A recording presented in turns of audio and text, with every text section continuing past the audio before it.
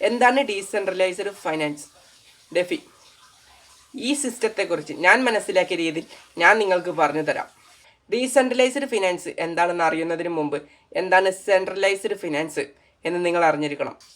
എന്താണ് centralised finance എന്ന് ഒരു എക്സാമ്പിളിലൂടെ ഞാൻ പറഞ്ഞു തരാം. നിങ്ങളുടെ ഫ്രണ്ടിന് ബാങ്ക് ത്രൂ ക്യാഷ് അയച്ചു കൊടുക്കുകയാണ്. അപ്പോൾ ഇവിടെ ബാങ്ക് എന്നൊരു ഇൻ്റർമീഡിയറ്റിൻ്റെ സഹായത്തോടു കൂടിയാണ് ക്യാഷ് ട്രാൻസ്ഫർ ആയത്. ആ ട്രാൻസാക്ഷൻ കംപ്ലീറ്റ് ആയത്. ഡീസെൻട്രലൈസ്ഡ് ഫിനാൻസിലേക്ക് വരുമ്പോൾ P2B ട്രാൻസാക്ഷൻ അല്ലെങ്കിൽ പിയർ ടു പിയർ ട്രാൻസാക്ഷൻ ആണ് നടക്കുന്നത്. ഒരാളിൽ നിന്ന് മറ്റൊരാളിലേക്കാണ് ആ പണം ട്രാൻസ്ഫർ ആകുന്നത്. പിന്നെ ഇത് സേഫാണ്, സെക്യൂർ ആണ്, വെരി ഫാസ്റ്റ് ആണ്.